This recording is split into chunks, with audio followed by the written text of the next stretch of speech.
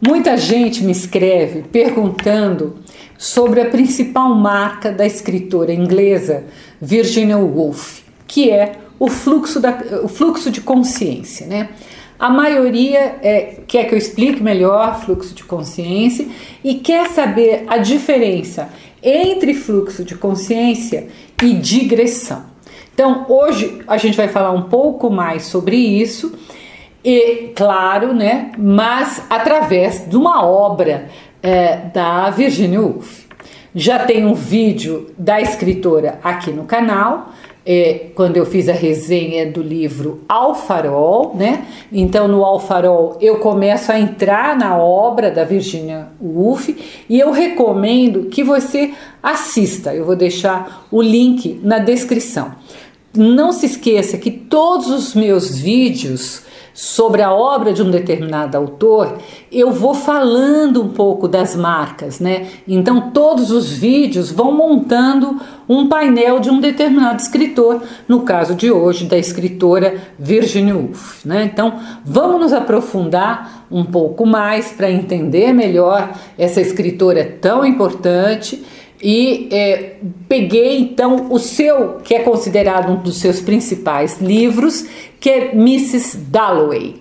Eu tenho nessa coleção, eu tenho Mrs. Dalloway e Orlando, que são dois livros da Virginia Woolf. Orlando ainda vou falar aqui no canal.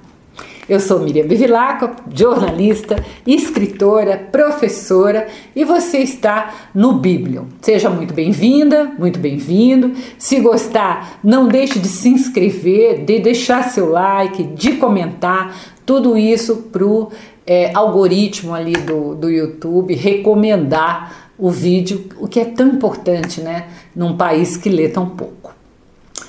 Virginia Woolf é uma escritora que nasceu no final do século XIX, mas ela escreveu e publicou então no início do século XX.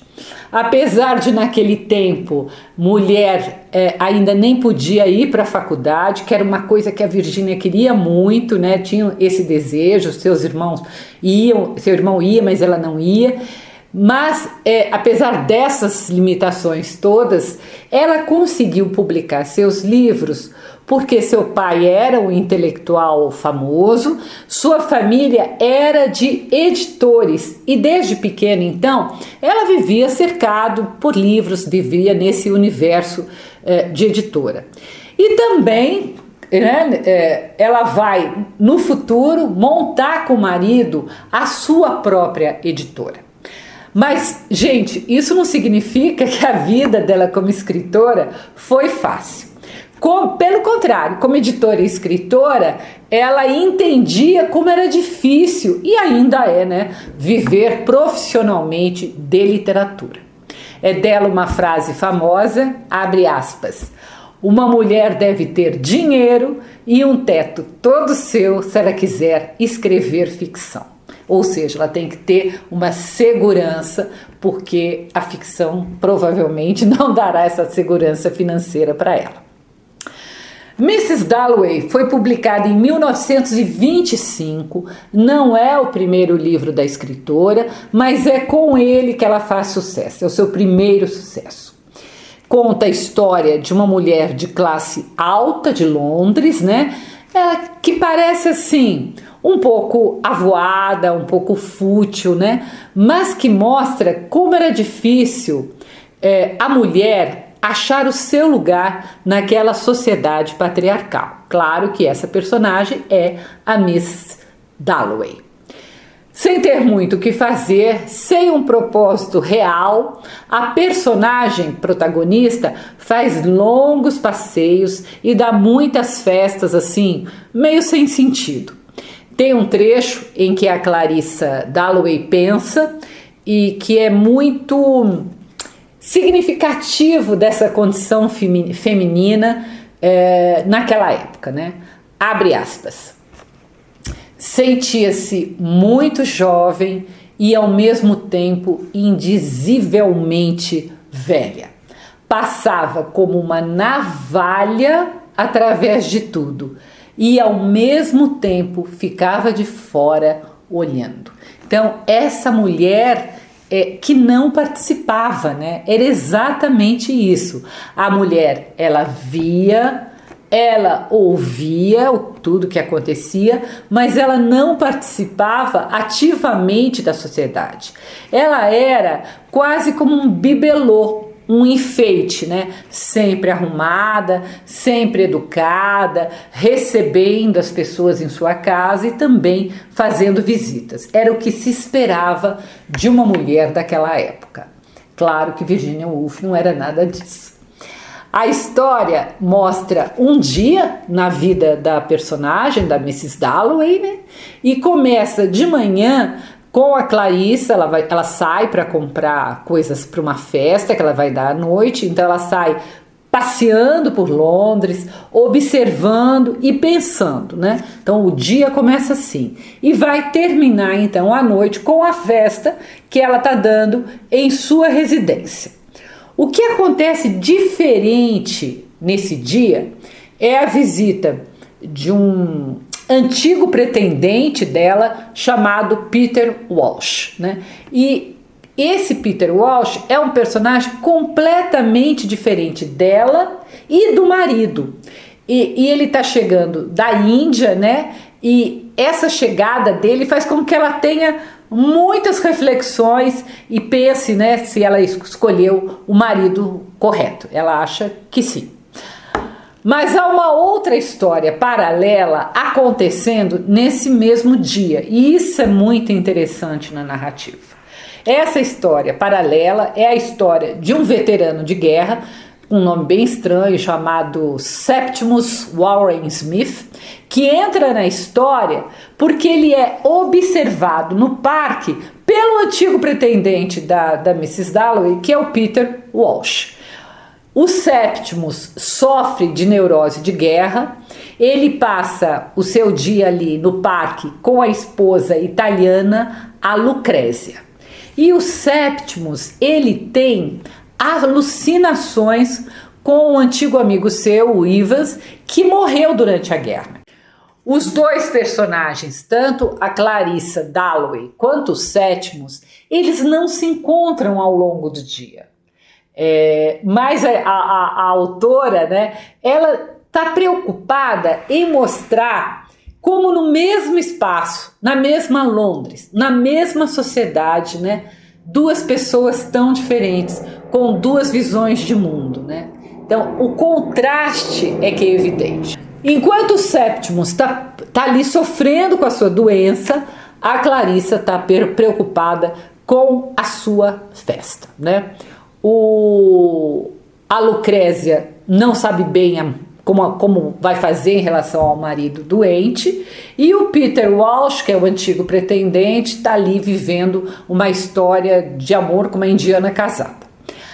A escritora, ela dá voz a esses personagens, ao que eles pensam, ao que eles sentem, e ela se utiliza de um recurso bem moderno para a época, que era ir passando de um personagem para o outro sem muita explicação. Ela não muda de capítulo, não faz um intervalo. Então, é o que podemos chamar de uma narrativa pluripessoal. Então, você tem que, na hora que for ler, ficar atento, né? Porque ela faz essas mudanças de personagem sem aviso. A escrita da Virginia Woolf é considerada modernista não apenas pelo uso do fluxo de consciência e dessa narrativa pluripessoal, mas também pelos temas que ela tratava em suas obras. Quais temas eram esses, né?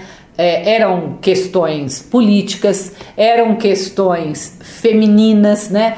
Era essa sociedade de tantos contrastes que existia naquela época e existe até hoje.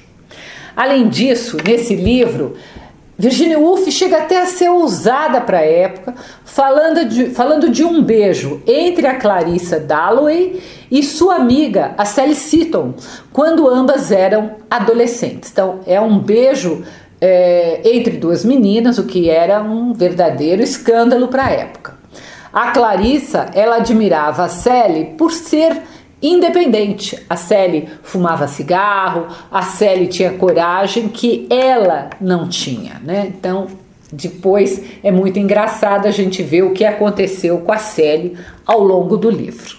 O romance, ele quer o tempo todo fazer com que nós, leitores, questionemos sobre o que a vida representa. Os fatos externos não têm qualquer importância para Virginia, a não ser por serem os desencadeadores da reflexão dos personagens, né? E a reflexão interior é o mais importante da história. É uma narrativa que lembra muito a narrativa da Clarice Lispector.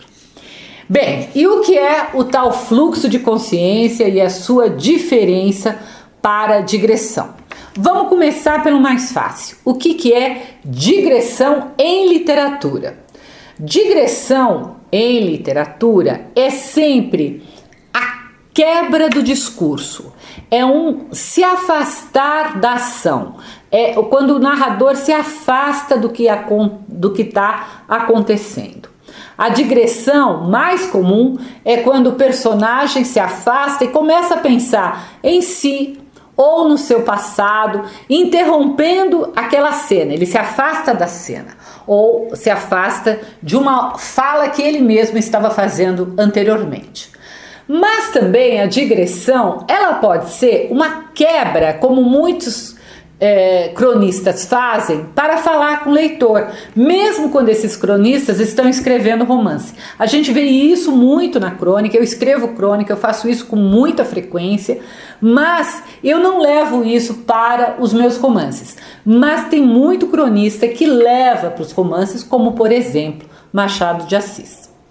E o fluxo de consciência é aquilo que eu misturo presente, passado, futuro, com lembranças, com sentimentos, com fatos atuais e ainda misturo tudo isso com percepções sensoriais, ou seja, um cheiro, um ruído, um gosto, uma textura. Eu vou fazendo associações de ideias e de impressões livremente, como a gente faz com o nosso cérebro o tempo todo. Nós não temos um pensamento linear, uma coisa se sobrepõe à outra, né? No nosso cérebro isso acontece tudo ao mesmo tempo e nem com muita clareza. E o grande mérito de escritores que usam o fluxo de consciência é que eles conseguiram passar para o papel como o nosso cérebro funciona, tá? Então, o fluxo de consciência, ele é sempre muito mais complexo do que apenas uma digressão. A digressão é mais simples, ela sai de uma coisa, vai para outra, depois ela retorna, tá? O primeiro contato com a obra de Virginia Woolf pode ser um pouco mais difícil por ser uma narrativa diferente, mas como eu disse antes, lembra muito a de Clarice Lispector e não é nenhum bicho de 7 cabeças. Se você já for ler com este olhar, né, com essas informações que eu acabei de te passar aqui, né, acabei de te fornecer, vai ser sempre mais fácil. Então, quando ela começar com o fluxo de consciência, perceba como esse fluxo de consciência é bem construído, tá? Como ele mistura tudo ao mesmo tempo no nosso cérebro. Qualquer dúvida que você tiver, me escreva, é sempre um prazer discutir literatura, tirar suas dúvidas. E nós vamos falando de outros livros dessa escritora que marcou a literatura do século XX. Vou trazer, da próxima vez, eu vou trazer um exemplo, sempre é uma coisa um pouco maior, um exemplo de fluxo de consciência de um livro da Virginia Woolf. Se você quiser ler essa resenha, ela está no meu site www.miriambevilacqua.com.br. Se inscreva no canal, ative o sininho para saber quando eu estou postando o vídeo, sempre quinta-feira, mas quando eu vou voltar a falar de Virginia Woolf. Se possível, deixe seu like e nesse mesmo site eu escrevo crônicas todas as terças-feiras. Se puder, me siga no Face, no Instagram, no meu site e aqui pelo canal. Um grande abraço.